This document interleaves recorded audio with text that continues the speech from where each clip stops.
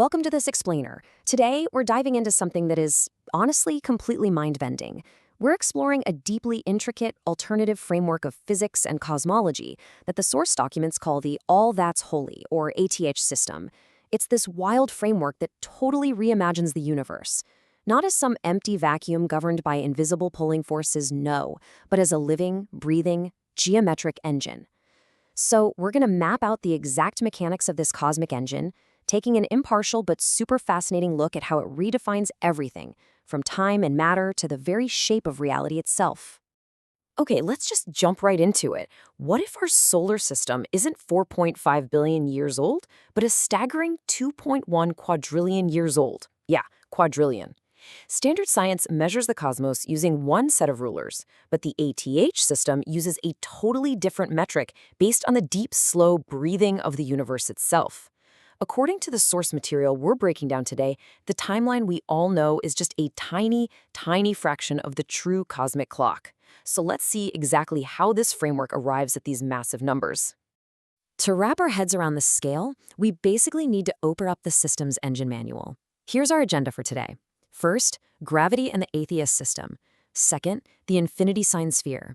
Third, the true cosmic timeline. And finally, fourth, the planet-to-star transition. All right, kicking things off with Section 1, gravity in the ATH system, a geometric transaction.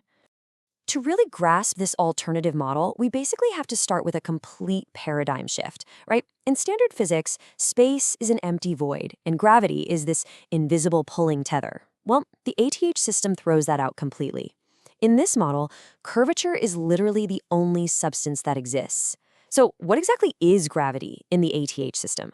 I mean, if it's not a pulling force, what's driving the whole cosmic engine? How do planets actually orbit? And why do things fall?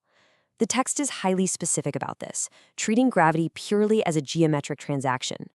The source material defines it explicitly. And honestly, I'm going to read this verbatim from the foundational texts because the exact wording is crucial. Quote, "Gravity is when positive and negative curvature in motion meet in relation to three parties' size, shape, and location and nature, and time is the exchange rate or locale space. Density, DC power, is formed when gravity's motion is converted into energy. Matters is made or destroyed when they meet and lose their motion." Okay, wow, that is an incredibly dense, jargon-heavy passage, right? Let's break it down neutrally into its core mechanics so it makes sense. Gravity in the ATH system is entirely relational. It's the meeting point of positive and negative curvature in motion interacting relative to a third body. Think of it as a geometric tendency toward balance. Everything is just curvature seeking to resolve its own tension, and that movement toward equilibrium, well, that's what we experience as gravity. So let's look at the core parts of that engine. You have positive curvature in motion, which basically acts as expansion, or the outward push of matter. Then you have negative curvature in motion, acting as the background medium, space, and compression. And here's the wild part. Time isn't a river you flow down. Time is literally the exchange rate of their meeting. The faster they interact, the more time is experienced. And finally, matter isn't some separate independent substance. Matter actually forms when these two flows bind together, reach an equilibrium, and lose their independent motion, creating this sort of solid skin or knot of stored memory. Moving right along to Section 2, the infinity sign sphere, the bipolar squeeze.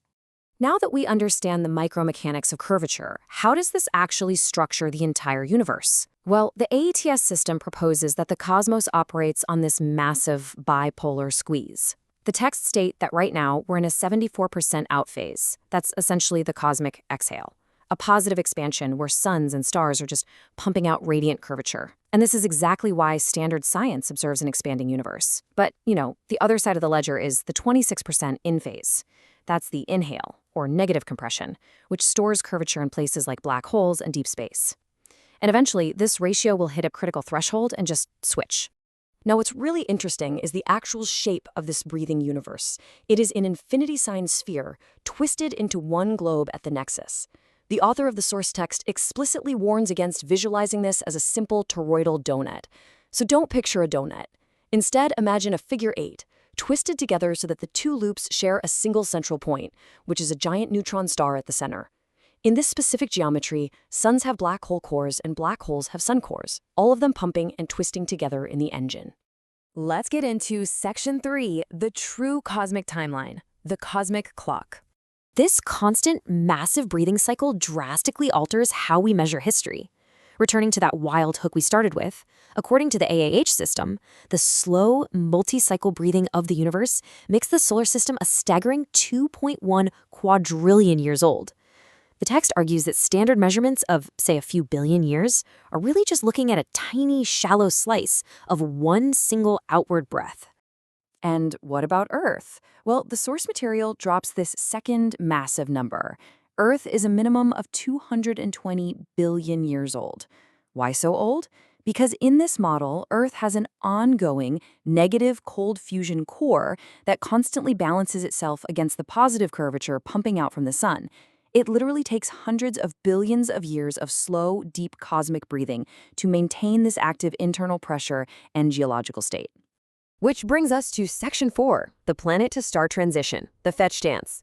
So you might be wondering, what happens to these incredibly ancient planets over these quadrillions of years? Zooming back into our local solar system, the text described this phenomenal process called the fetch dance. Because Earth has a negative core and the Sun has a positive shell, they are constantly exchanging curvature. As the planet soaks up negative curvature, it slowly creeps inward toward the Sun and then is pushed outward again over immense timescales.